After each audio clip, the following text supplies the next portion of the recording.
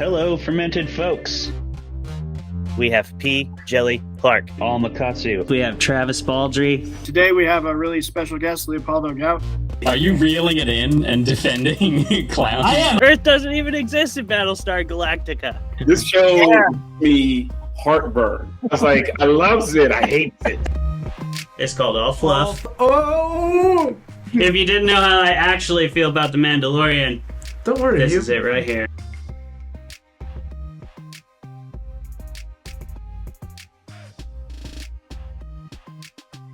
Hello, fermented folks, and welcome to another episode of Fermented Fiction, another pre-season episode. We are lucky to have a couple of these this year because we have a couple awesome guests who agreed to come on and grace us with their presence and argue about the best fiction out there with us while, sharing a few drinks. It's going to be a great time.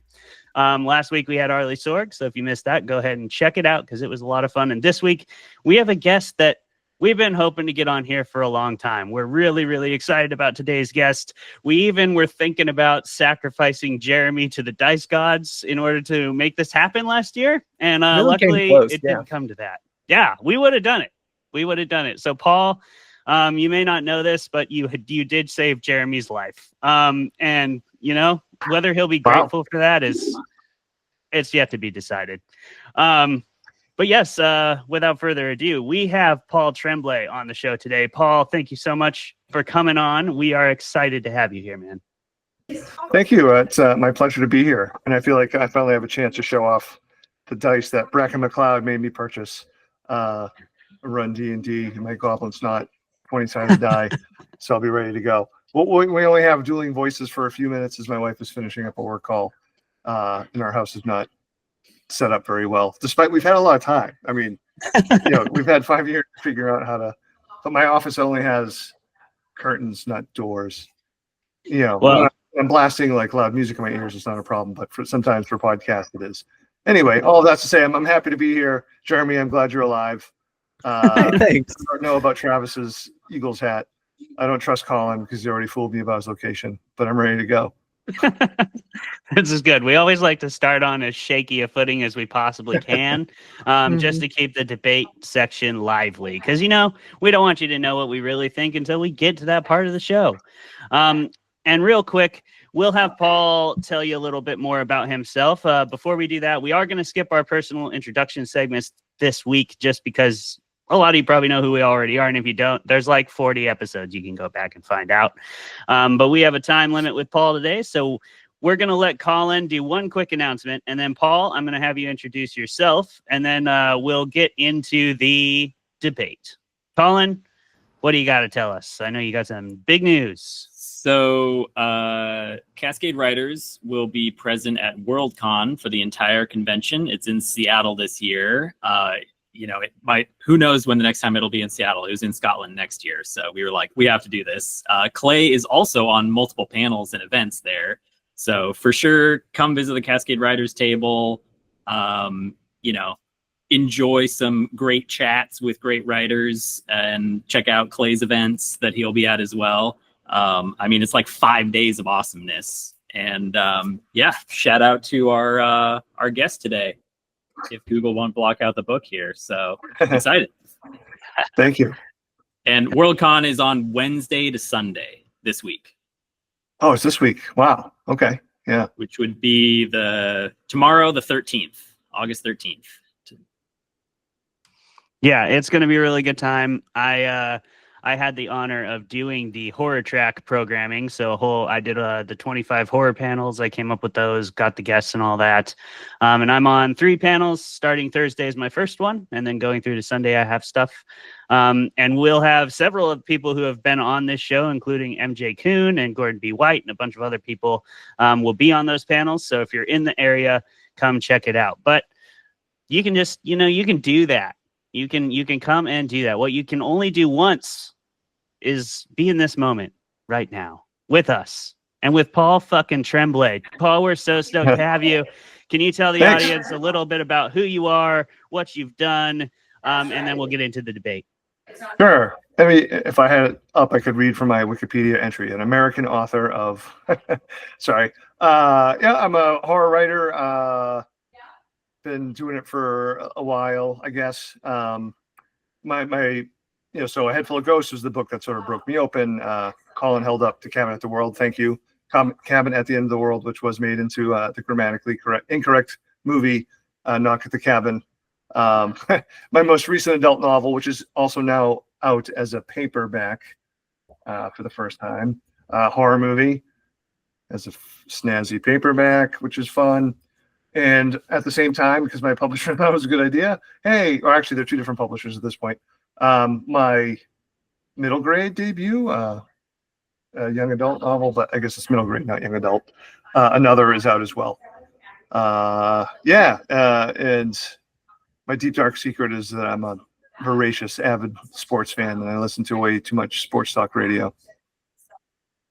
I'm actually stoked to hear that, Paul, because that is my turn my brain off food. Oh, exactly.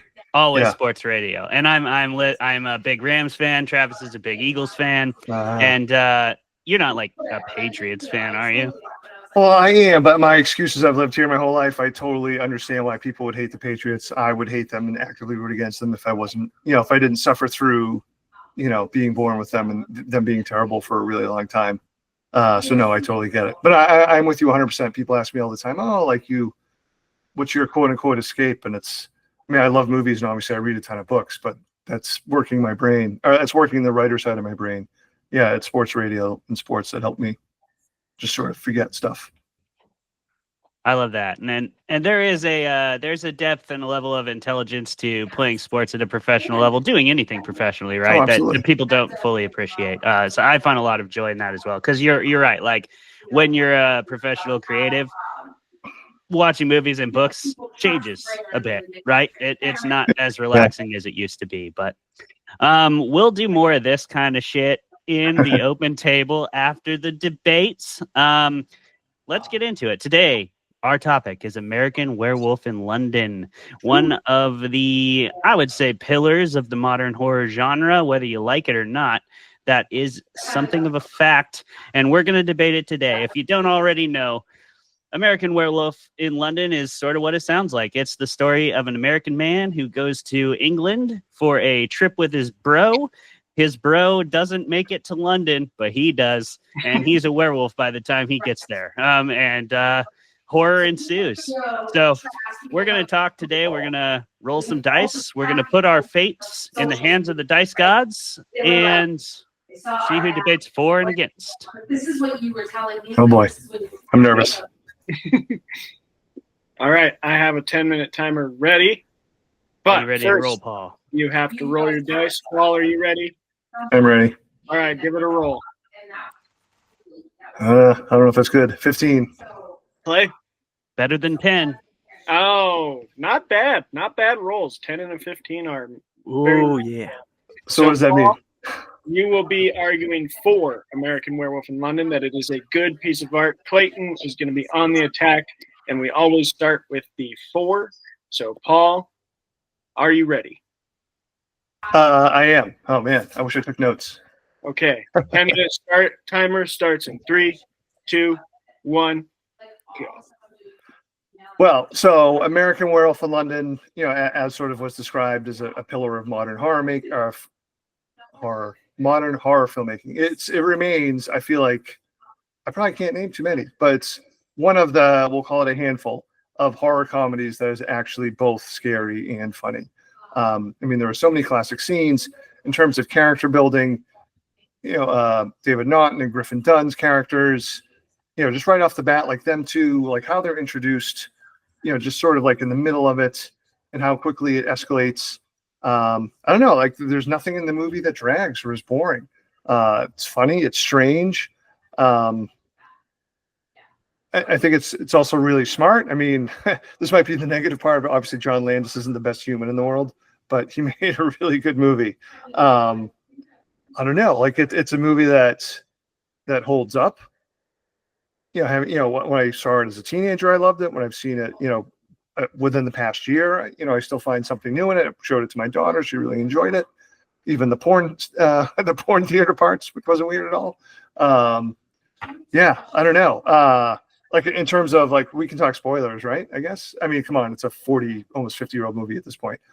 But I mean, the scene in the London Tube is one of the most frightening set pieces of any horror movie, where the businessman is sprinting through, and you finally get to see a glimpse of the werewolf. It's like the first time other than the transformation, but you actually get to see it approach, and just the camera work there and the setup. I mean, I think obviously Landis, is a skilled director in humor, but he used a lot of those muscles in comedy and for horror too, like the setup.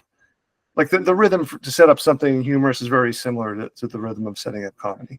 I mean, just all like the brilliant flourishes, like having Griffin Dunn's character come back and haunt him and slowly decaying as he goes through. Like, it's hard to, the werewolf lore is there, but like that part of it, like it's kind of hard to find like where that antecedent came from. It's just so creative, and it's really genuinely heartbreaking at the end.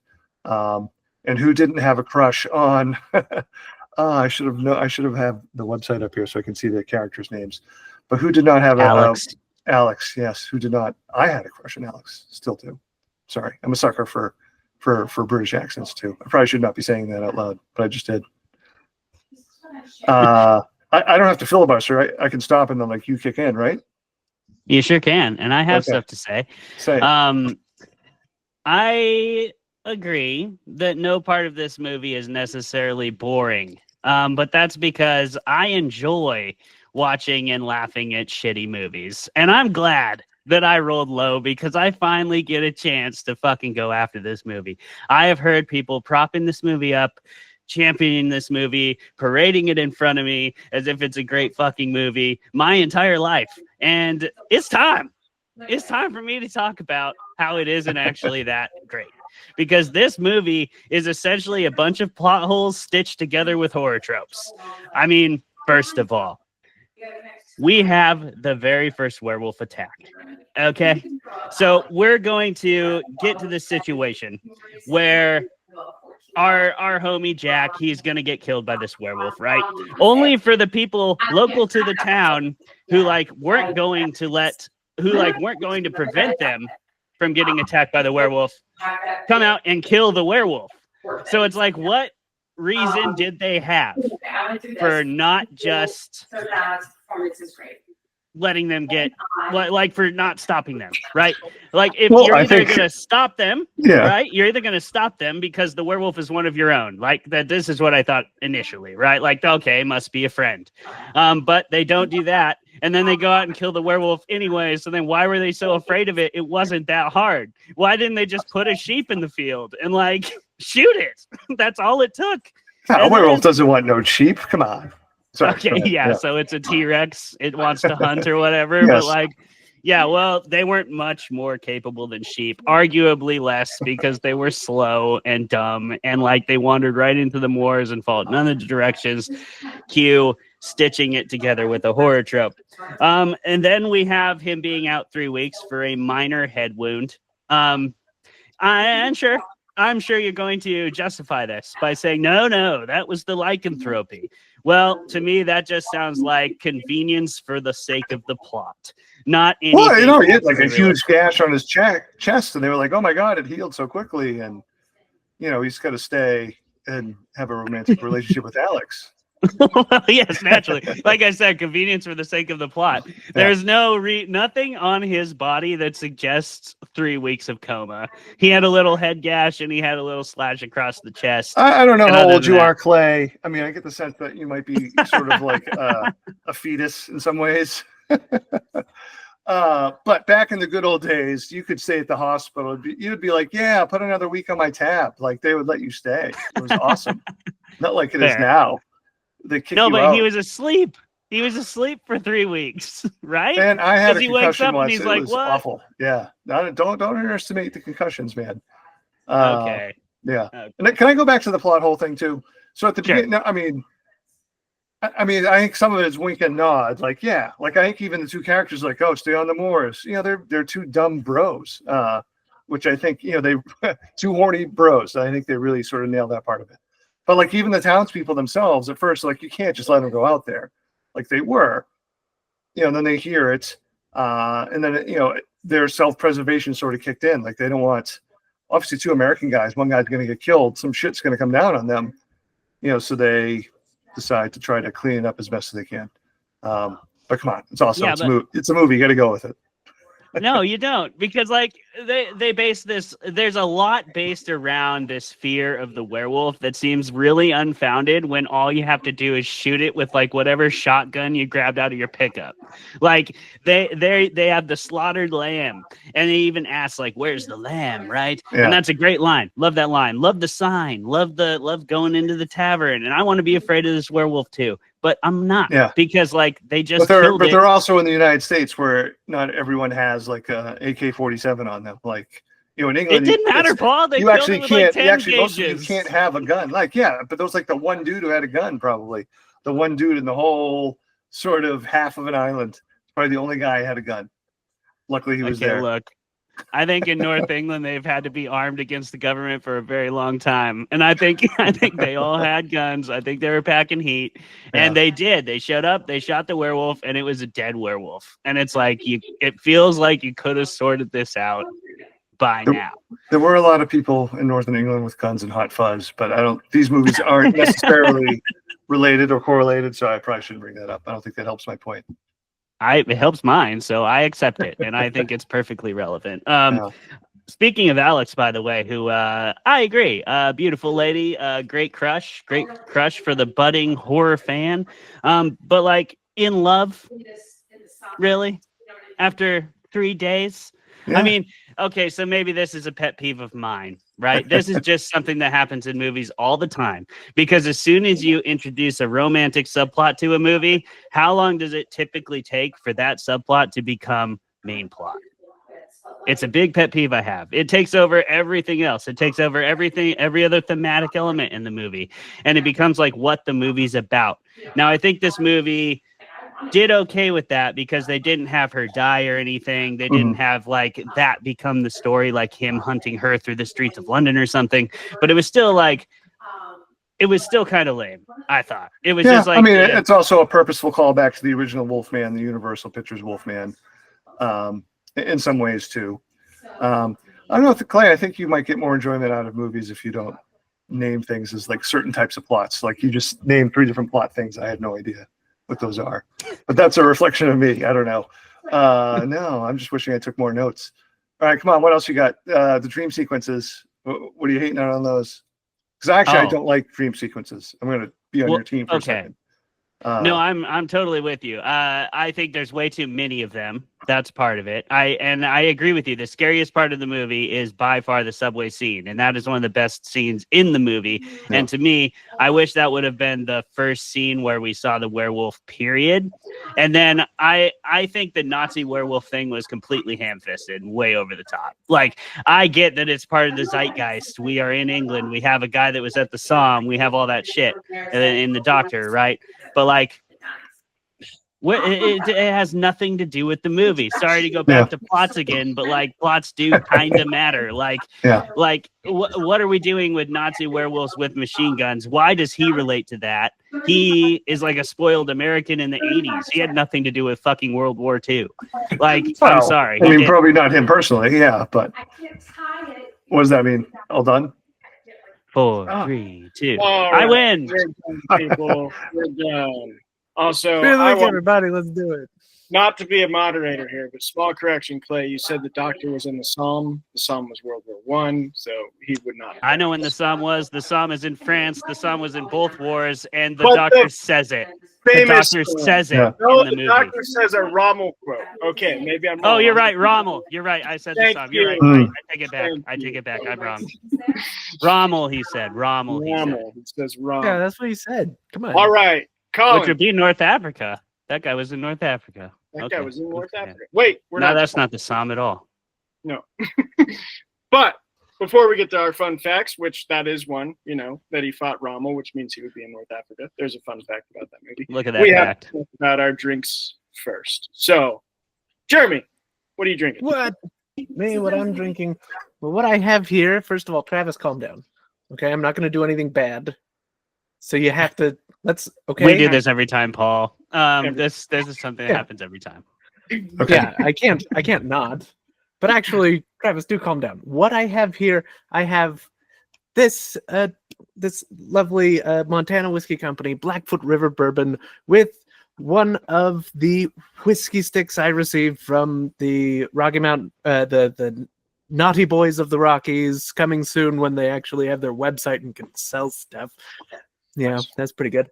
I have that, and I'm gonna pour it in here, and I'm gonna drink it, and it's gonna be great. And I also have it in here with some tonic and some bitters. So Travis, you can calm down. I'm all the way calm. You're so calm. I'm so calm. Travis, you're here. Let's bring it down here, okay? Calmer than you are. What are you drinking? Who? Let's Calm. see. So I have Speakeasy Kentucky Straight Bourbon Whiskey, distilled, aged, and bottled by Willett Distillery, Bardstown, Kentucky. Nice. Okay. Normally I don't have whiskey on the show. This one's bourbon. And I have we have the Speakeasy on the left in the Oban sniffer glass from Oban Distillery. And then Great Lakes Distillery, that's going to be the same bourbon, but with that old whiskey stick. There we There go. you go, bud. I'm going to give them a little taste. Compare. Naughty Boys Whiskey Sticks. Thank you for sponsoring this. Clayton, what are you drinking? I am.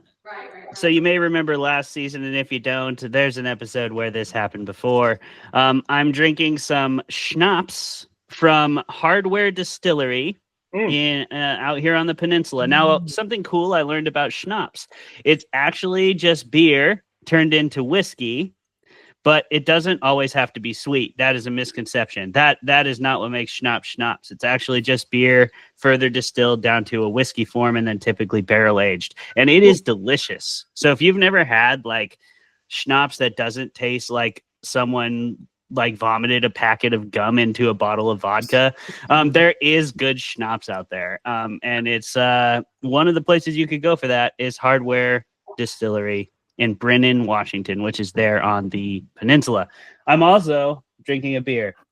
I'm doing a little mix and match here because I'm just having a hell of a day today. And this one is Disturbing the Peace, because I always try to pick something topical. And this is from Rainy Days, which is out here in Bremerton, Washington, also on the peninsula, just repping all the hometown shit. Right on. And it's delicious. I have a Boring Midas Crush from Map Brewing. It's a good IPA, though. Montana Brewery. And finally, Paul, what did you bring to the plate for a drink? Oh man, I'm feeling somewhat guilty, but I'm being a little bit lame. I'm drinking a non-alcoholic pale ale. Hey, No worries. It's really good. Because Saturday I drank way too much, and like I was still sort of feeling it yesterday. I'm like, you know what? I'm not ready. Yeah. My wife and I stayed at Providence, so I live in between Providence and Boston. It was a lot of fun. I mean, I think I would have been fine. There was a whiskey sour mixed in there somewhere. The killer was deciding at like fairly late in the evening to have one more like tall 7.3 IPA. That was bad. I mean, everyone was okay, mostly me. But with all the whiskey folk, what I would have brought out here probably would have been my Aberlour 16. It's in partly in honor of the movie, even though I know it doesn't take place in Scotland per se. It's close. Yeah, it's close. Love it. I have scotches downstairs. I thought about it. See, my thinking was pour an American whiskey into an English malaria medicine. So there you go. Double medicine. Double. He can't go wrong. Can't go wrong. And Travis, do you want to tell us if first we're gonna do fermented facts. You got some ready, Colin? And Paul, first, can I just comment? Like schnapps, I didn't realize people took schnapps seriously. Like, I'm partly just trying to give you shit, but yeah, I haven't had schnapps since high school mixed with orange juice or something. But that's pretty cool. I had no idea about schnapps. I just thought it was like a really cheap, kind of thing. Yeah, so did I. Like when I think of schnapps, I think of like the flask of my dad's that I found when I was like using his like hand-me-down ski bag to go skiing, and I was like, oh, what's this? And like it's just nasty like ski slope, like chairlift nasty peppermint whiskey shit, right? Like that's what I think of when I think of schnapps. And we went to this place and we had a taste, and he explained to me what schnapps actually are, and he gave me this little bottle, and they're delicious. It's become like my second favorite liquor, probably next to like scotch, which is my favorite sipping whiskey. But this is like actually sipping, like throw a rock in here. Yeah. A bottle of schnapps is actually quite good. All right. Yeah, because back in high school, I think the first drink, many of the people that I knew and that I had, our first drink ever was a fuzzy navel, peachtree schnapps, or peachtree schnapps and orange juice. Just awful. Oh, just atrocious. And that's I think what most people think of schnapps in general. Speaking of shoehorning some German references into this show, just like they did into American Werewolf London with the werewolf flashback. Colin, you got some fun facts, pal? I got a couple. And if you have any fun facts, I even have fermented facts. Hell yeah. Oh, snap. That's even better. So this is a John Landis film. You probably already familiar with the Blues Brothers, with Coming to America, with Michael Jackson's Thriller. Those are all John Landis films. Weird Science and Sliders as well. And he actually wrote this film very early on and shelved it for a long time. Back when he was like 21, and that was his directorial debut, Schlock, that film. And it was a success at the box office. It cost like $6 million to make at the time. And it was one of the few films that ever had permission to film in London. And apparently John Landis did that by inviting like several hundred police bobbies, as they say in London, to watch. He did like a special showing of the Blues Brothers for free for these bobbies, and then they loved it, and as a thank you, like let him do like a 2-night only filming, 1 a.m. to 4 a.m. in parts of London. Oh wow.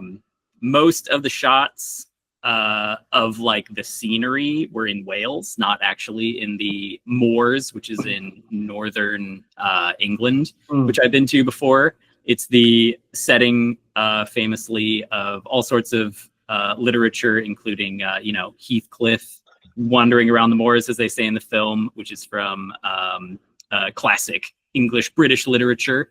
And the moors are very like exactly what was depicted in the film, and so even though it was filmed in Wales, I mean, that really did look like the moors, like cold, foggy, very mysterious, all sorts of like kidnappings and disappearances sort of long ago in history, but also just hikers getting lost, which is kind of shocking compared to like, out here in America where we have like thousands of miles of nothing. People do go missing there, and it's just like a couple hundred miles of nothing, essentially. Only takes a mile to get lost, brother. Yeah, and it's certainly a great place if you're doing some moonshining or any sort of illicit activities, including illegal wool trade, which authentically happened back in the moors. But back to the film, it was one of the most famous scenes was the transformation into the wolf, which is all done with no CGI, of course. Right. And John Landis even said that he was especially impressed and maybe spent too long on it in the film when he rewatched parts of it. But that was because it was all by the makeup director who won awards for that particular scene and went on to heavily influence. I mean, I immediately thought of Thriller because that's exactly the same sort of progression.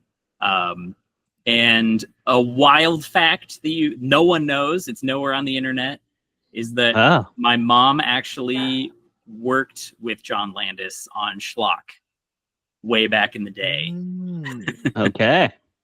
And I don't think she took part in this movie because he was too well known by then and didn't just ask anybody. That sounds a little bit like something that might happen in Paul Tremblay's horror movie, where everybody claims to have been on the set. What can I ask? What did she do for the movie? Was she like PA? Yeah, back in like the 70s, I think she was actually dating one of the people doing the music for the film Schlock. Nice. So she didn't necessarily directly work on the set, but as Clay is very familiar with, if you happen to be around, just in LA, let alone next to a film set, like you're gonna get recruited to do something. It just happens. And so that's what happened with her. Is she was very familiar for a short period of time with a couple music composers in LA. Mm-hmm. Nice. Back in her wild youth. Hell yeah. There's a few things more wild than working on a film set in the 80s and 70s too.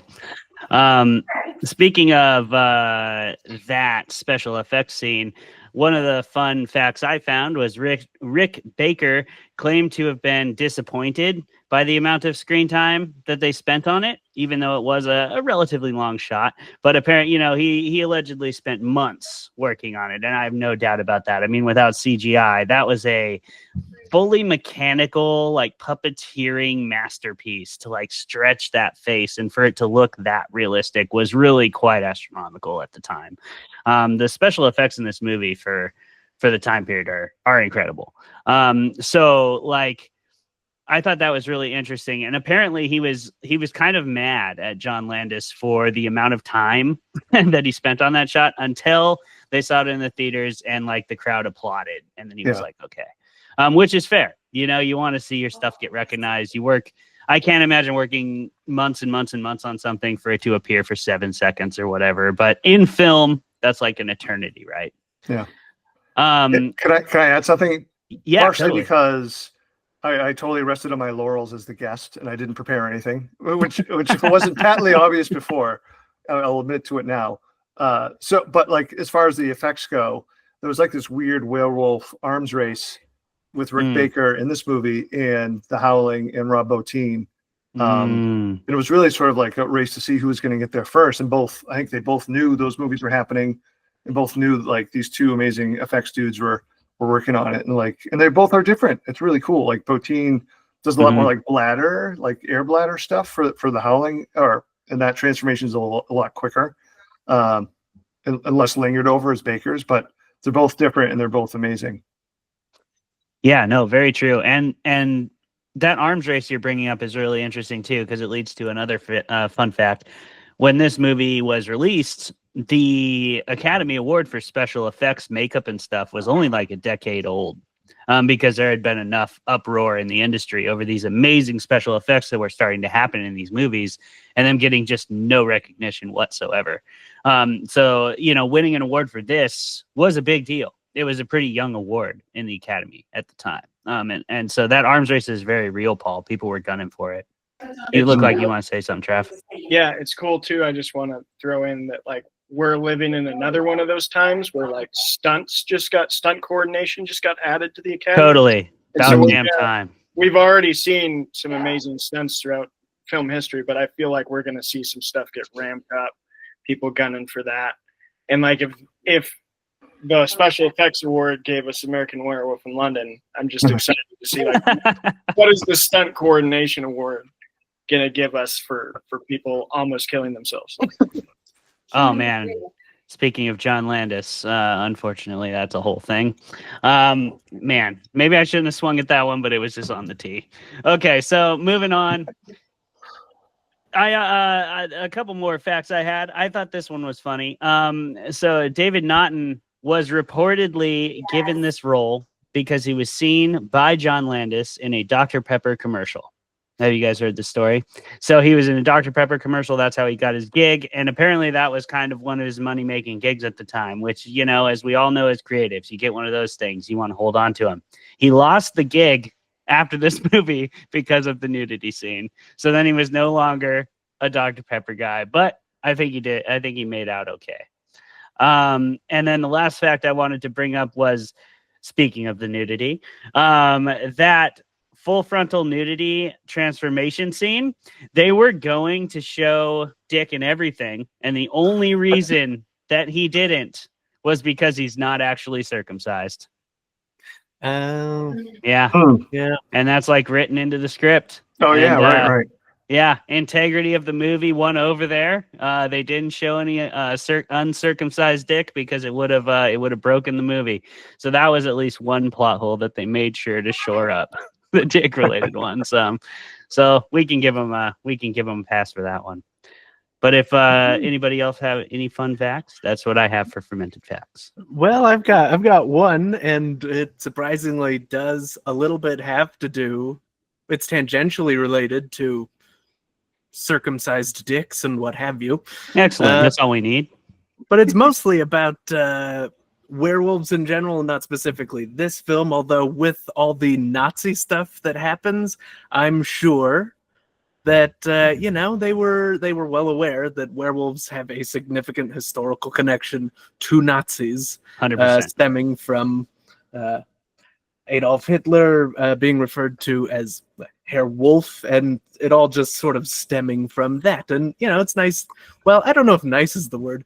It's interesting to see that represented in film with just Nazi wolves showing up and stabbing, by all accounts, lovely Jewish family. Yes. Maybe a little on the nose. I don't know.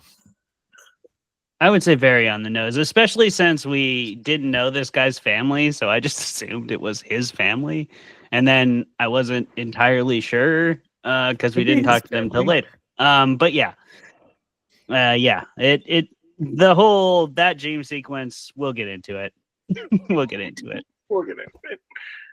We will, and we can do that. Like basically right now. Travis, did you want to talk about whether this movie was a box office success? Colin touched on it already, but if you want to get into the actual numbers, and then you can transition right into the panel. Yeah, I got some numbers for you, and then I got some questions for you. But before that, I have one small fact that I find very fun. David played Ambassador Kessler, so just kept the name from this movie, in Sharknado 5, The Global Swarming. Okay. That's just like the guy just had some fun, and I love it. Hell yeah. It's Sharknado 5. Sharknado 5. Why not? If you can't have fun there. American Werewolf in London was a smashing success. It had a $6 million budget in 1981, I think it was produced, and it made globally $61 million. So the standard for a production to be successful in the box office, as I said last episode, is 2.5 times your budget because of advertising prices and tickets for theaters. And it made 10 times. So definitely a box office success. Mm-hmm. Good American Werewolf in London. And I will just say personally, I know very few people from like that time, like our parents' age, Clay, that don't just say like, yeah, that movie's awesome. Like everyone I talk to from like mom and dad's class is a big fan of American Werewolf in London. Mm-hmm. But we need to know if people on the show are haters or not. Were you lying? We'll start with you, Clay, and we'll go to you, Paul. What do you actually think of American Werewolf in London? Clayton, were you lying or were you truthing? I was lying. I love this movie. Thank God, because I was going to be like this and just shut off my camera and go away. And Paul Tremblay is no longer a guest. We have to sacrifice Jeremy after all, but now minutes. No, I was totally lying. This movie's awesome. And I see this movie as like one of those bridge movies between like the old horror genre and the modern horror genre. Like it even cited its sources. Like it was very much bringing that Wolfman story to a modern audience with a touch of humor, with a little bit of like cultural crossover with the English and American cinema, bringing those two styles together in quite a few ways. And I think it was brilliant. I really don't have a lot bad to say about it. I had to reach. The plot holes are there. Like those things are real. But that's the low hanging fruit. And it's always easy to pick on plot holes. Especially in like 80s horror movies. You can do that. Like if I would have had to get into it, I could have talked about the special effects not aging well, especially with the late stage Jack where his lips can't move anymore. So they have a very clearly puppet animatronic thing happening. But even still, I'm reaching. Like, I'm pretty satisfied when I watch this movie. I watched it as a kid. I loved it then. But watching it now as an adult, as somebody who reads a ton of horror and watches all the contemporary horror, this movie totally holds up. All the beats are there. And this is the movie. This is one of those movies that it's what other modern horror movies are built upon. You know, it has influenced us all. If you are a modern horror writer, this movie probably influenced you, even if you don't know, like, because it influenced somebody who has influenced you. But I think you'd be hard pressed to find somebody who doesn't like this movie, who is also like a horror fan. And I'm glad you brought up the subway scene, Paul, because to this day, like when that werewolf emerges from the subway and he's on the escalator and you have the claustrophobia of running through the hallway, not to mention like the way this film is tied together really well. Like you see the advertisements for the porno theater there. You see the advertisements for like Airplane. You see advertisements for British cinema at the time. It's like, I didn't notice that. Yeah. It's all there, man. Like this this movie is well put together. Everything is tied together. Everything is, it's like, I don't know, something I always try to do is like a cohesive metaphor, right? So like this movie is all cohesive.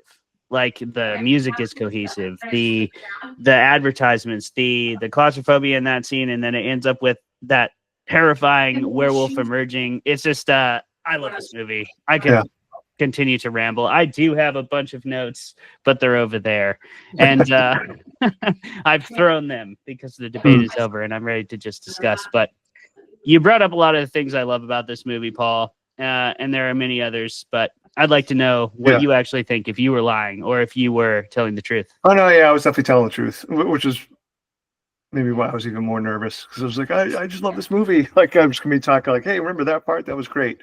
But no, but like, I mean, I think it's smart. I think, if there are plot holes, I mean, they're really small. I feel like, if we dig deep enough, like in any story, they're probably there. But I also feel like in the moment, all the characters are, if not making smart decisions, making reasonable ones. And I always appreciate a movie that appreciates the viewer's intelligence. Mm-hmm. Like, doesn't Totally. think we're stupid, and isn't making fun of us.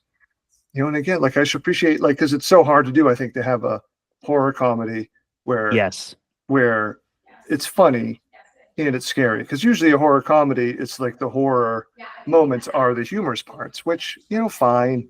But I don't know, like, for me, like for horror comedies, like this movie just set such an impossibly high bar. Mm-hmm. I mean, I'm trying to think of one that comes close, but it's not really scary. But I love Tucker and Dale versus Evil, obviously, but partly because I think that is maybe in the spirit of this movie. But that's comedy horror, right? Yeah, like that's comedy horror. first. But people are doing reasonable things, even when they're being stupid. Like you can kind of believe that could happen.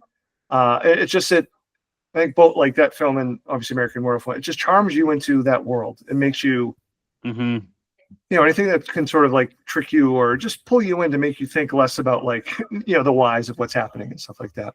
What's funny is when I first saw it as a kid, I remember being slightly disappointed in what the werewolf looked like, because I was like, oh, it didn't look like a wolf in my head. Stupid Paul. But, as more time has passed, I think that's my favorite werewolf.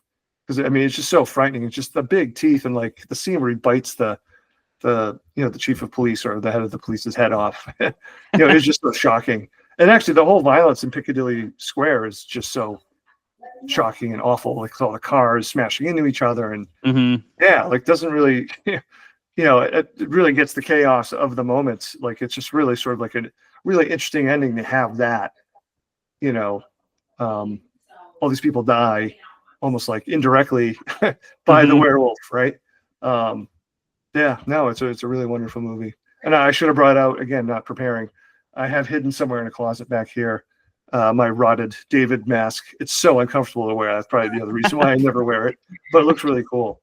I love it. That's awesome. I want to bring up too, just real quick, Trav, I wanted to chime in because you mentioned something really cool, Paul, which I think this movie does well, and I think very few movies do at all. But like there's a difference between comedy horror and horror comedy. right? I know it's all packaging. I know it's all marketing and furniture and shit, but like it matters to some extent.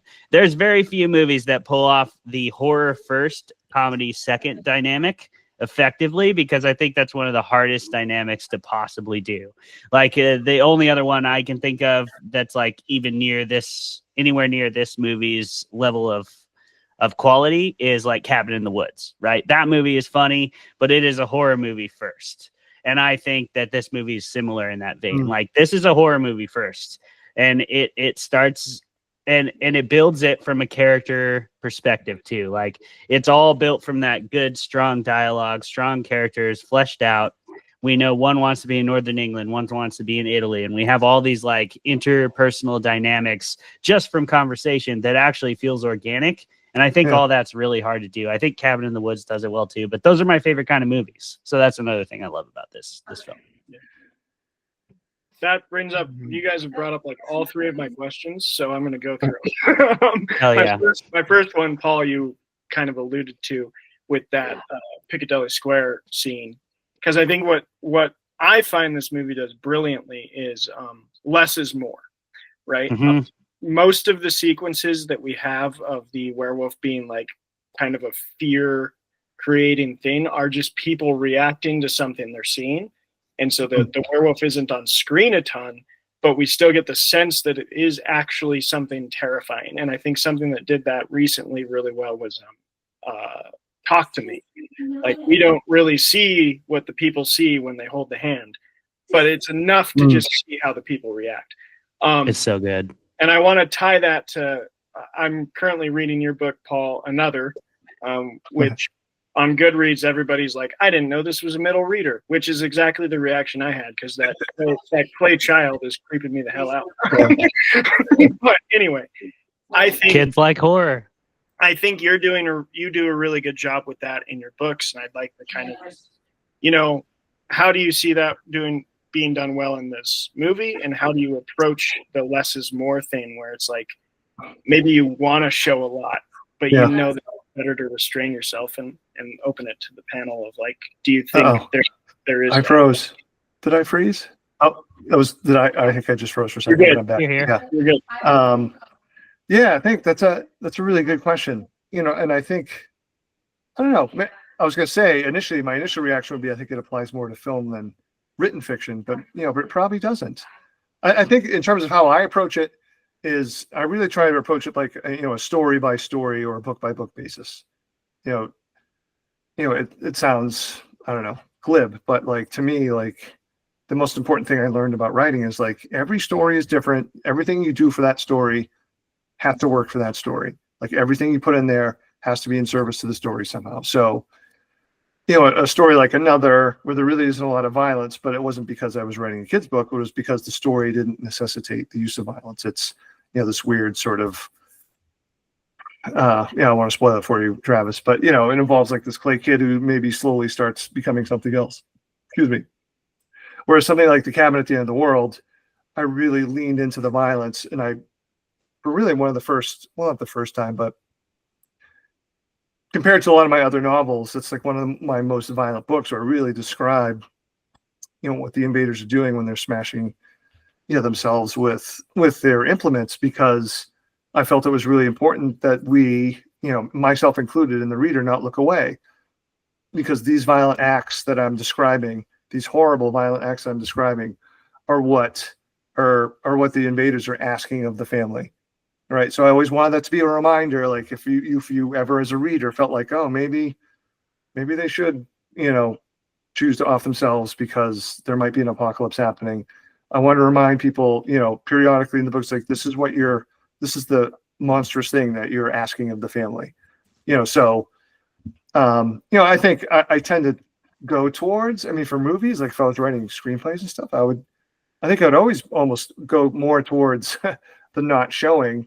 Just because, as you were describing with, Talk to Me, it's, for now, until our imaginations are even further atrophied by, social media and AI, what we can imagine is almost always scarier, right?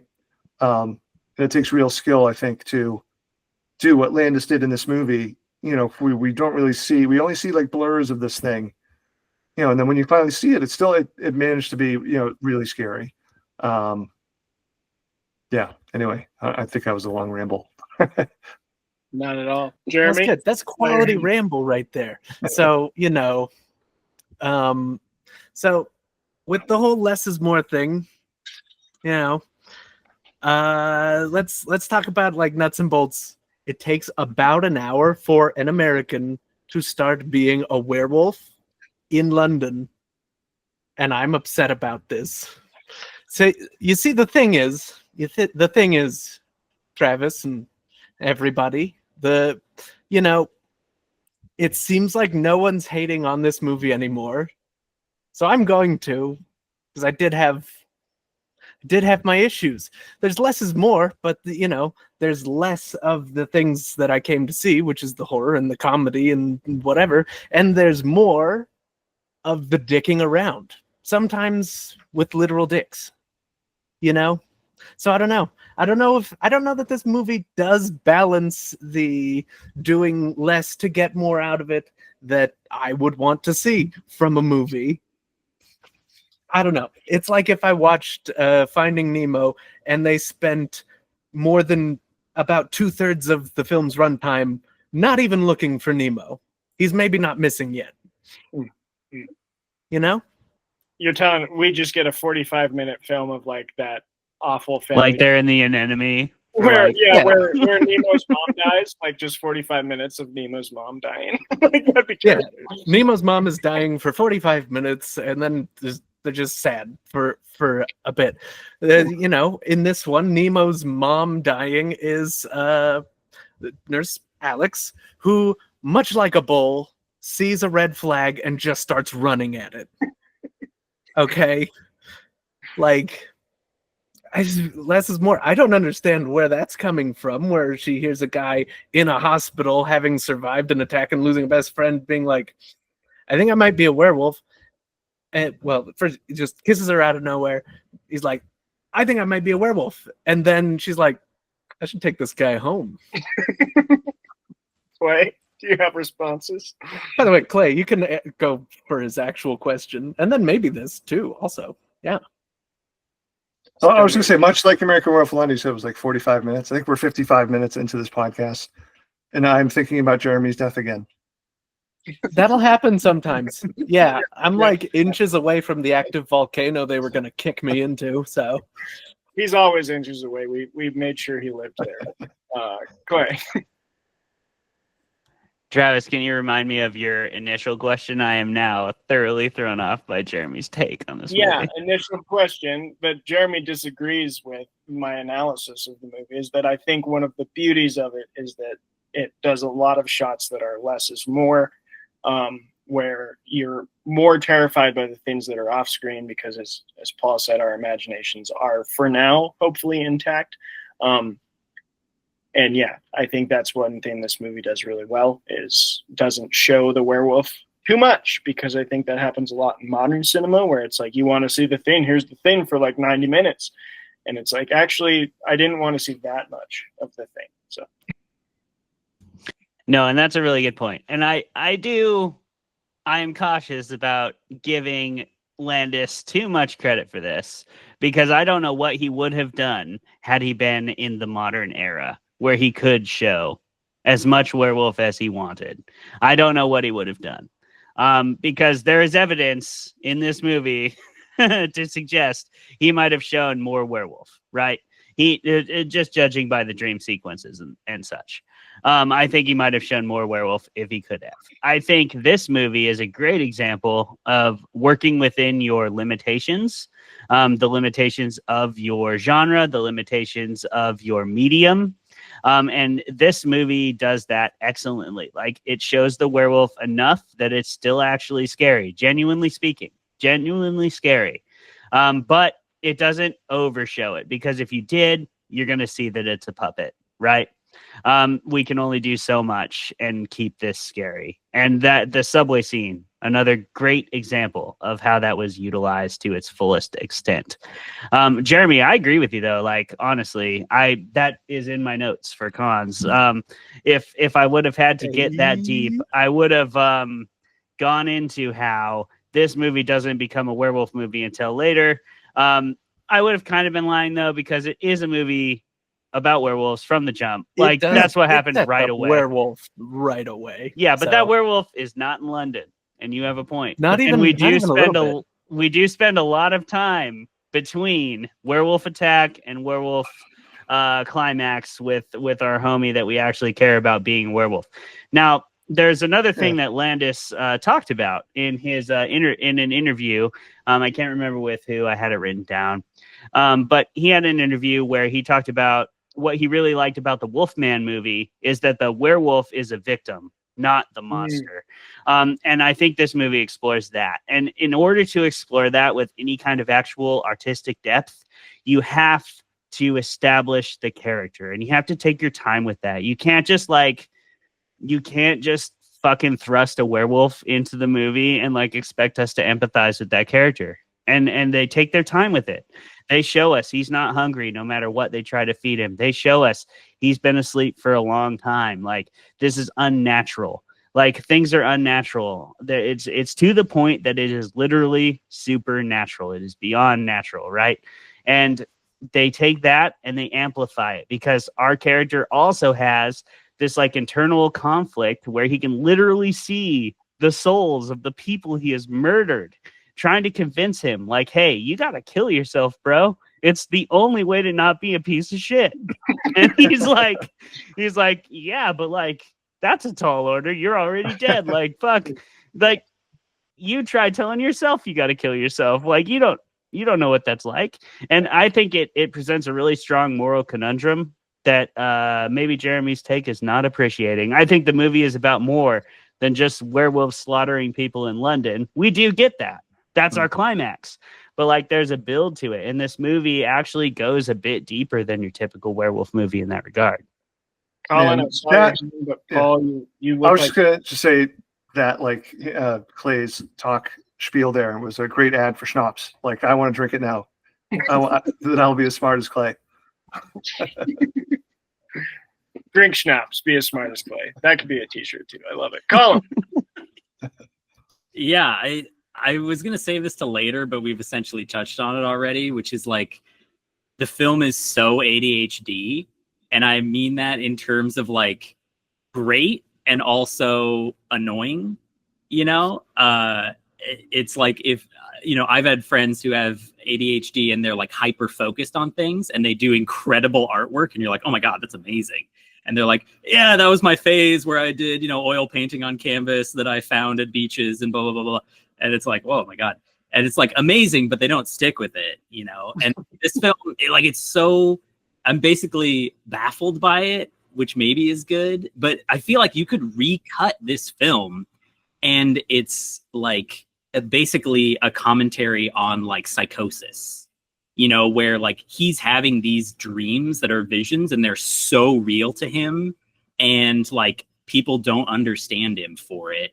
And it almost doesn't matter that he becomes a werewolf or not, because I mean, he's dealing with it. He's dealing with like this intense trauma, and the doctor is completely right in his diagnosis that something crazy happened up in the moors, and this village has something to hide, and they probably did something really bad to him to completely strip him of his personal identity, you know? And like that, you could recut the film and it'd be that, and it'd be pretty great and very good horror. But then there's also moments that are just like, you know, just wild, like tongue in cheek. And another interesting thing about the film that's crazy good and very bold, and that I rarely see, is point of view. And we're with the main two characters to start off with, and then they leave the pub and the camera stays in the pub. With, you know, it's like one of my friends was talking about Star Wars, and he's like, the interesting thing about the first Star Wars films is we have like these two robots, and those are our main characters at the beginning. And this reminded me of that too, where it's like we're in the pub with these people who we don't know and presumably don't care about because our main characters walked away, and then they're all like, should we tell them? Should we not tell them? I don't know, you know. And the film does that repeatedly, and it follows the doctor and it follows the nurse. You know, and it's very interesting that aspect of it was part of the edit, And you wonder if it would be completely different if that wasn't the case. Jeremy, and then I got another question. But Jeremy. Okay, so look, here's the thing. Here's one thing I have two things I'm gonna say. One, the doctor, he has an actual scientific approach to figuring out this person's werewolf psychosis. That does rule. That rules. It does just rule. It rules does rule. from beginning to end. Way to It's like, fucking go, bud. yeah, way to go. Even a slightly worse movie would have had the doctor be like, "Do you mean a werewolf?" And then he just believes in werewolves the whole time. Where in this, he's probably just a crazy person, and then he's not going to believe it until like they see cops shoot this weird sausage-looking hog wolf in the streets, and then it turns into a man, and he's like, okay, science, all right. But also to the point of the people in the pub, and they start being like, "Oh, like, should we go after them? It's dangerous out there." Oh, like, how are there any advantages to keeping werewolves a secret? What's the advantage there? What do they get out of the whole, like, well, we should just not tell these people that are, walking alone into the wilderness tonight during the full moon, presumably the last day of the full moon, because, the main guy doesn't transform a couple times while he's comatose. In their defense, I don't know. In their defense, they did tell them to stay on the road and avoid the moors, and they didn't do that. So they have rules. And I get you. All the rules. I get you. You get Some told by small-town several people strangers. really hate foreigners. I don't know if you're aware of this. I'm aware. For no I'm reason, from they really Montana. hate foreigners. I'm in Montana right now. I'm aware. That is one of my favorite subtle scenes in the movie, though, is that, they do eventually have the line where David says, the two rules, stick to the trail and avoid the moors, and then he looks down and is like, oops. But the first time we see them go away from the trail, we just see it. And to Paul's point of not insulting the intelligence of your audience, it's not like David just goes we should go off trail and then walks off trail. We literally watch them. Yeah, they just kind of wander off of the trail, which I think is really cool. Paul, you look like you got Oh, no, I was just scratching. No. Who's next? No, I agree. Yeah, I have nothing. Sorry. All right. Next question. And that will go to you, Paul. There's so many decisions in this movie that I think can only be described as batshit or bonkers. And I think one of them that I absolutely just love is the Nazi werewolf scene. That dream sequence is bonkers. And I kind of enjoyed the hell out of it. And there's also, I've only read 2 of your books now, but definitely in horror movie, there's some decisions that you made that I'm like, this is bold as hell, and it's landing. And I'm just really, I want to get in the mind of creative, and we have a panel of them, but how you move past that inner voice that's there's not an audience for this. Because I don't know if Landis had it, but he probably maybe had a moment where he's like, maybe the Nazi werewolves won't land. And he had to move past that. And I want to know what that process. Yeah, I wish I remember. I mean, 'cause I feel like I've read something or heard him talking about that scene in particular. But for me, I never think of the audience. I can't imagine. I mean, writing's hard enough with my own sort of pressure that I put on myself. I can't imagine for writing for imaginary people. I mean, other people are real, but I'm imagining other people reading the book. So, for me, it's does it fit the story? Does it work? Does it excite me? Do I think it's interesting? And I really try to block out any thought of the reader's expectations. It's not to say please, I love readers, give them to me. But yeah, so I mean, that's how I kind of work with it. That's why I was sitting here thinking about, so the dream sequences, and what Clay was describing before is actually going through David's suffering is important to the development of his character, and eventually when he does turn into a werewolf, there is actually this built up pressure, I think, for all of us waiting for it to happen. And when it happens, that's a cool way for suspense to release that. But they also don't drop the ball when he finally does turn and rampages. I sort of, I didn't joke. I would say I don't love the dream sequences, but part of it is it's not the movie's fault. Part of it is, I think, is what so many horror writers and horror filmmakers more so, I think, how you use dreams. I think they took that from the movie. I can't say it was that movie in particular, but man, there were so many lazy, hacky horror stories where, like, whoever is the filmmaker or the writer's like, oh, something scary hasn't happened. I haven't had a scary beat. Like, as soon as someone starts talking about beats, I just ignore anything else they have to say. And they throw in a dream sequence. Like in this movie, the dream sequence sort of work. I mean, it has affording to the story because it is, David supposedly like his id and just sort of his soul, like dealing with this transformation. But man, it's hard for me because I just get so angry when I see dream sequences that have no reason to be in movies. I mean, it's different if the dreams have to be there for a reason X, Y, and Z. But man, you got to make sure the dreams are there for a reason other than just like a cheap scare. Yeah, and that trope, going back and watching Nightmare on Elm Street now, I appreciate it more, the original, because it's like literally, you can't even use that anymore because you will just get killed in the dream sequence, which I thought is a really clever thing. But I think you're right that does get used a lot. Jeremy, I saw your hand first. Well, hey guys, as somebody who does. Hi, Jeremy. Hi everybody. So, but as somebody who regularly does different types of creative things, sometimes when you make something, you just throw things in that you assume people will call you on and make you take out. But what if they don't? That's that's a lot of the mentality behind some things that I've written, some things that I've like cooked for people. Like, hey, I know my wife says she doesn't like mushrooms, but what if they're just You sure? You sure? Are we all sure about that? Are you allergic to are mushrooms? Is that a thing? And if I Your peanut allergy is just in your mind. That's No, Colin, see, hey, no. I'm saying I'm not trying to is she kill allergic anybody. for safety, genuinely safety. Yeah, safety is important.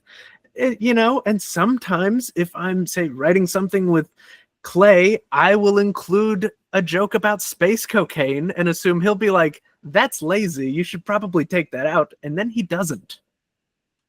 I'm just saying. Not if it fits right. If space cocaine is in the right place, it's just fine. I think we all feel that way a little bit, But and with these dream sequences, I feel like it does make sense within the story, like especially approaching the full moon, and us as an audience, we need to be questioning, like he is, if he's going crazy, so that when his friend shows up, he's not going to believe it. Yeah, makes sense. Clay, you had your hand up. Jeremy just kicked this loose for me, but I will say this movie employs the ticking clock excellently. It's actually pretty subtle, but it's very obvious, right? It's the 3 weeks thing was in my cons list because it is one of those very clearly for the plot kind of choices. But I think they still pulled it off pretty well, honestly, because it did work.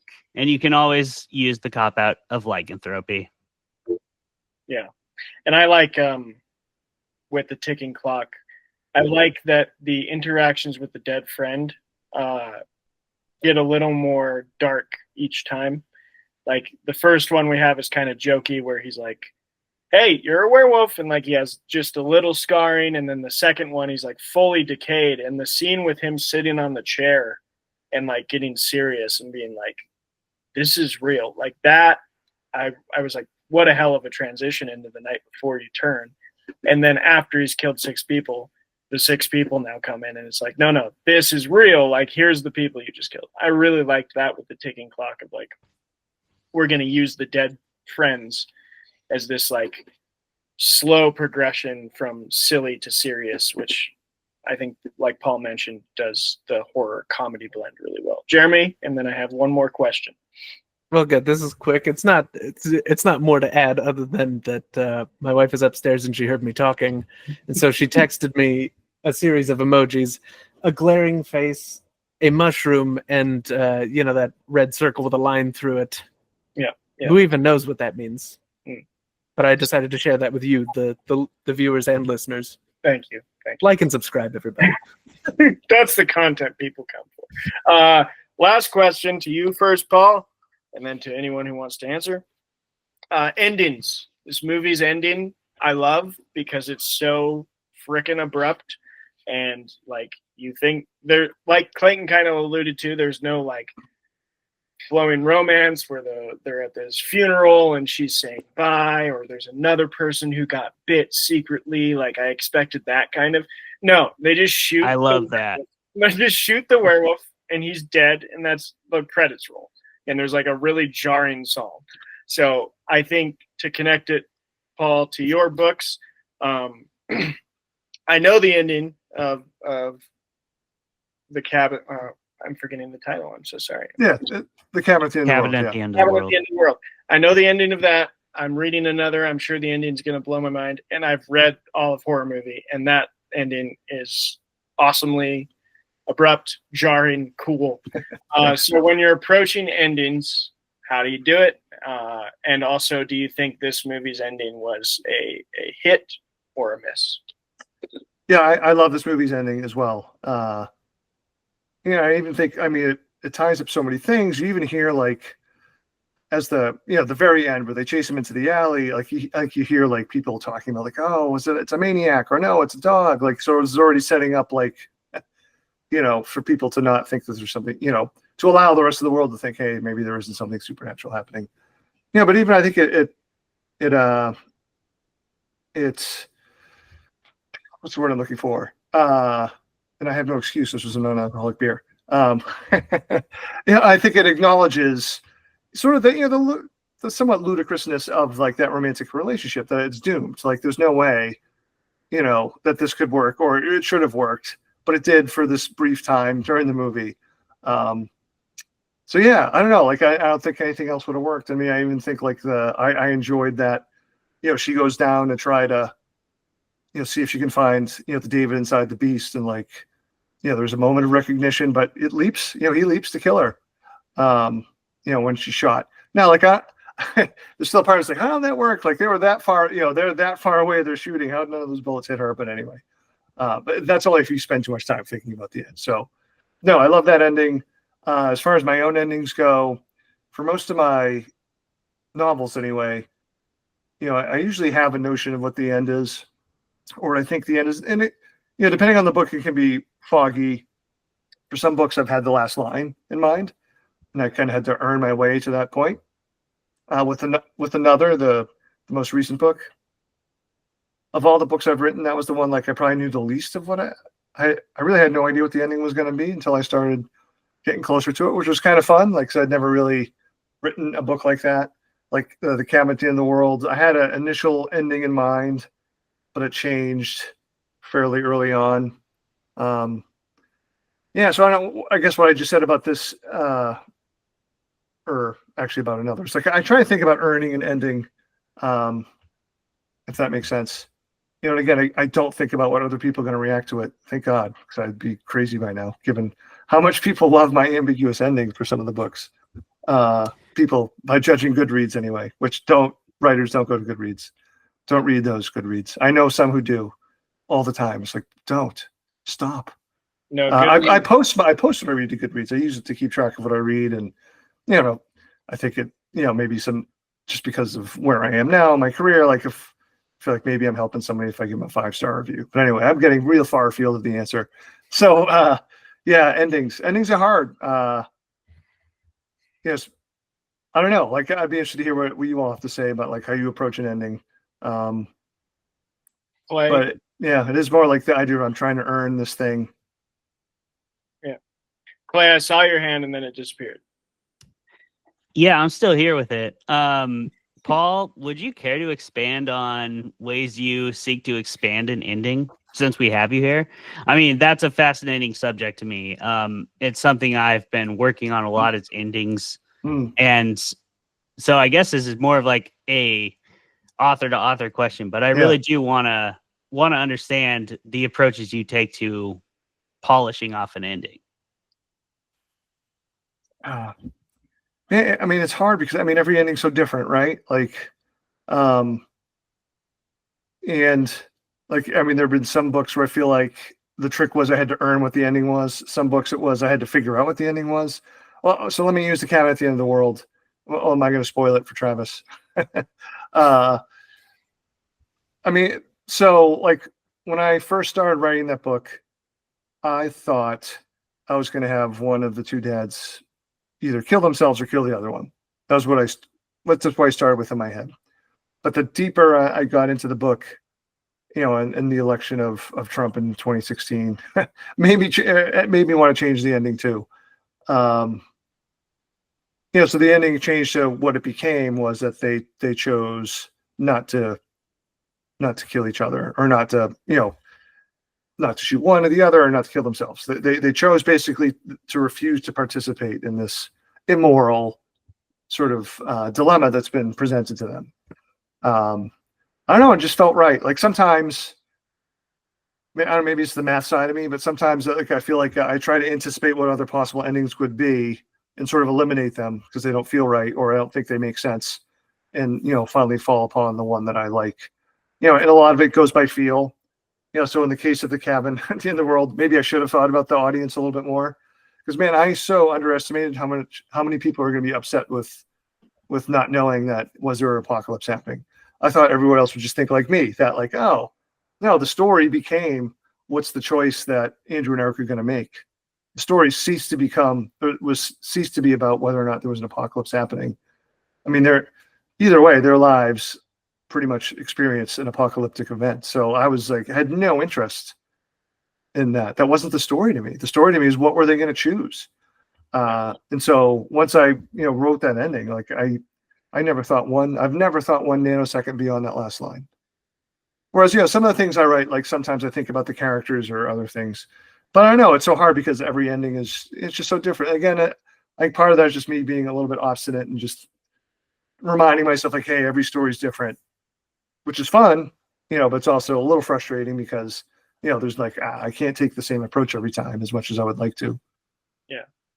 I think that's cool too. Ambiguity really lends to, I think people underestimate how much ambiguity lends to conversation too. I love a movie that I walk away from the theater, or a book that I know someone else has read it, and I can ask that question of like, did the apocalypse happen? And they're like, well, yeah, clearly you can see through this and this that it does happen. And I can be like, yeah, I don't know.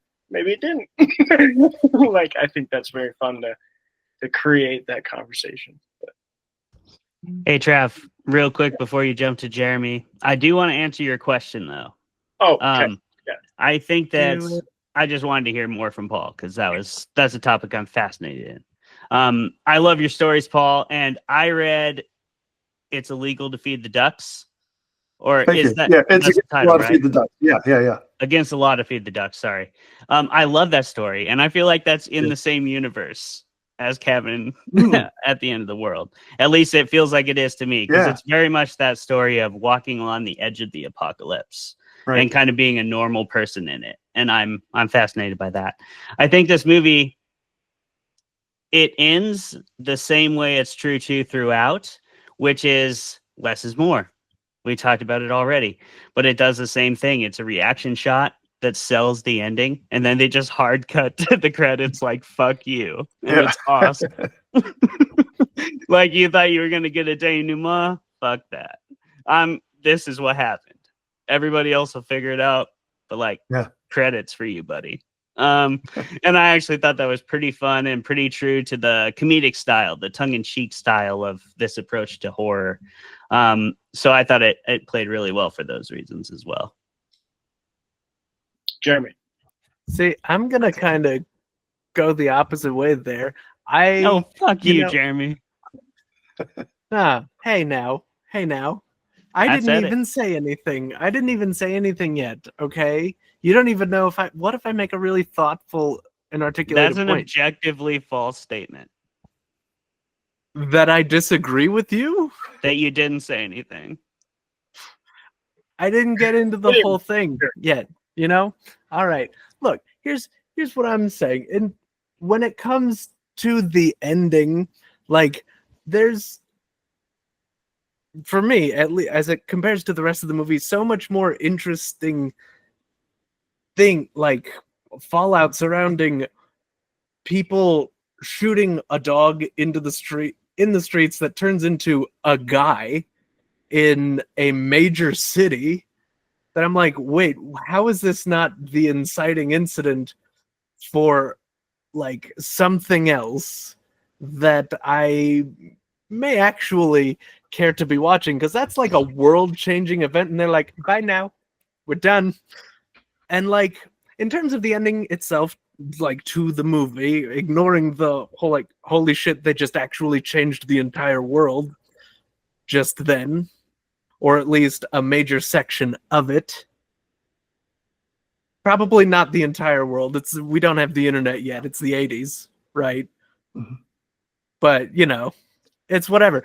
But like, I feel like I would have cared quite a bit more about the main character just getting shot in the streets if there were like an extra day of him dealing with werewolf stuff and trying to like weasel his way out of it, have his cake and eat it too, not die, but also not be haunted and kill people and all that shit, and then get shot unceremoniously in the streets. That, to me, would have been, you know, a great ending Well, there's to this definitely film. no sequel. No one goes to Paris. We don't. Not even one Does not American exist. Werewolf goes No. to Paris. Not I a- refuse to watch that movie. Yeah. Not a single American Werewolf ever goes to Paris. Not So one. Don't even look it up. Don't Google it. Don't Colin, try. We wouldn't lie to you. Colin. I have a fermented fact about it. Oh, That title came into existence because the director was speaking to the City of London and the whatever the Actors Guild is in that area. I'm not don't remember the exact term, but they were debating over giving 4 like working visas to the actors. They cleared 3 of them, but they weren't going to clear the guy who played Jack, because they argued that anyone could play that character. And he stood by the guy that he cast for the role and fought for it. And he said, basically, if you won't approve this 4th actor, then we're going to make it American Werewolf in Paris and go to France. And so they approved it. And then American Werewolf in Paris was now a title. Paul. Yeah, that's right. I feel like I'm cutting for the call, but I just wanted to really quickly, because we were talking about endings, what Jeremy, I should lower my hand, sorry. Jeremy's thoughtful opinion that I don't agree with at all helped actually frame a little bit better what I was trying to say about endings. I mean, but like what you said, like I think all good endings leave you with thinking about, hey, there's another story. I mean, the endings that are bad, like the film The Exorcist, I think is a bad sort of post ending. That everyone's happy, Reagan's healthy, like there's really like no question now they're going to go and live a quote unquote happy life, which is such bullshit. It's like, no, they would be fundamentally scarred and changed by this, and the ending should reflect that. So I mean, unless the ending is literally the world is blowing up, all endings are going to should leave questions. Now it should resolve sort of what had happened in the movie and validate, or maybe not validate, respect the experience that the characters and the viewers went through. But no, I mean, I would love to see I don't want to see a sequel to this movie, but for a start of a story, like, yeah, that'd be amazing. Like, oh, they shot a dog and it's a human in the road. Yeah, go write that story. Yeah. It's gonna just have a different ending. But no, like, to me, I think it would have been worse to have like, oh, let's see what the police do and what Alex does. Like, no, we need to let us lie with that. Yeah. I don't know, a decades after sequel. That's very in right now. We could, I mean, So in. Colin, you had one comment and then. Absolutely. So, Paul, because you brought up the end to the cabin at the end of the world, we covered the film Knock at the Cabin like 2 seasons ago, and we talked about the surprise different ending between the book and the film. And the more we talked about it on the show, the more I liked the film. I hadn't read the book yet. Now I've read the book. Yeah. At the time, like 2 years ago, when we talked about the film, I loved it more afterwards, after our discussion, because I was like, you know what's so great is that this is about epistemology. Like this is a story about when is enough proof enough to make your choices, and it's more than just like making a leap of faith, which is what, everybody's used to stories about making a leap of faith, and this is a lot more nuanced than that. In terms of the book and the film. And so it's really fun to ask people about what they thought about what choice would they make? How would they make it? You're wrong. You're an idiot. Why would you believe that? Etc. That's what happens, which is what great stories should do. And so I was wondering what about your take on the different ending of the film? Yeah. Well, I mean, I like the movie. I really don't like the ending, but I'm weirdly attracted to the idea of writing a sequel story to the film, not my book, where like a 19-year-old Wen joins a death cult because she wants to murder like the cruel god that, did all this shit. So I pretend this. I'll pre-order that immediately if you. No, I mean that's a great teaser right there. I'm not going to tell you that like the book is good, the movie is better or worse, etc. But I will say this is what some people have wrong about the endings to both. The ending to my book is way more hopeful than the ending to the movie. That's not saying bad stuff doesn't happen in the book. Obviously it does. But the book is way more pessimistic and hopeless, I think. And the reason why is because this unremittingly cruel god, for whatever unknown reason, because in the movie it's pretty clear there's an apocalypse happening, or he makes it clear. Like I don't think there's any question. So this cruel god, ruler of the universe, just kills thousands of people for what? To have a show of faith, or this weird like you have to sacrifice somebody, like, and that's like presented as some weird honor. Like again, like at the end of the movie. There's Andrew and Wen, and not only do they have to live with, they basically let their dad / husband, Eric, kill himself to save everybody else. They have to live with that. They also have to live with the knowledge that there's this thing that just puppets their lives, a cruel, immoral thing that puppets their lives. So, yeah, for and it was sort of tried to explain to me, like on the Hollywood says, like, oh, we have to go for a more hopeful ending. I'm like, you guys are fucking insane if you think that's hopeful. I don't subscribe to your notion of hope. Yeah, but yeah. No, I love the book ending of choosing family, choosing the people you love, and just hoping that it's going to work out. It's just they said this is immoral. We refuse to participate in this. This is not right. Whether or not it's actually happening or not. Well, I find that more hopeful. Anyway, Paul, we're coming up on our 90 minutes. I have a few more minutes if you want. Like Jeremy's still alive. I am. I it's want to crazy. be here for all the. You wanted to be here for the sacrifice. Yeah, he wanted to see me get kicked into an active volcano, but we are saving that for the season finale. I assume. Yeah. We're saving that. We want the viewers to be invested. They want to see me go down at the end of the season. That's how we end. We need a good audio death. Keep that in mind. Mm-hmm. Yeah. Well, I probably won't have to pee for another 10 minutes, so let's go for 10 more minutes. There we go. Sorry. Yeah. Well, my prostate, unfortunately, is as old as I am. So yeah. I appreciate your response about talking about. Oh yeah, sorry. That's like the most awesome. Because I really wanted to know. That's like a big deal to me. We talked about on our show, and so it's cool to get your take on that. Thank you. I've said Yeah. sort of what I'd said before, but I don't think I've ever said it that impassionately. Yeah. So thanks for dragging that out of me. Hell yeah. We do what we can. I had a question, Paul. What's your fascination with exploring that edge of the apocalypse?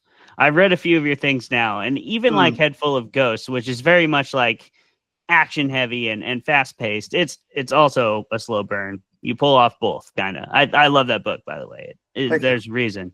There's a reason. Everybody loved it. It's awesome. But Apocalypse. yes, exploring the edge of the apocalypse. Thank you, Paul. I mean, what's your fascination with it? Because I love how you portray the modern day person very often in those stories. Like I really do love It's Against the Rules to Feed the Ducks. It's such a fun story. You took so many risks to put that out in the world because like nothing happens, like in a lot of ways, nothing happens in that story. But to me, that is what makes it a really standout story. Thank you. Very James Joyce. Yeah. Thanks. So I'm interested in just your process with that. Well, I mean, I think one, just being like as someone who, in the decades of the 80s, I went from a kid to like by the end of the 80s in 1990, it was in my first year in college.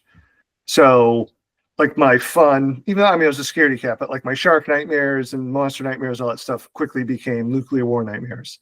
And so like that was, just like a lot of people who grew up in the 80s, it was just so deathly afraid of that. And I feel like they got rebooted, or just apocalyptic fears in general got rebooted when I was a parent. My son Cole was born in 2000. So now like my fear became, I'll not only is it I'm afraid of the end of the world, like I'll have to see my kids witness this too. Like, it's just one of my most base fears.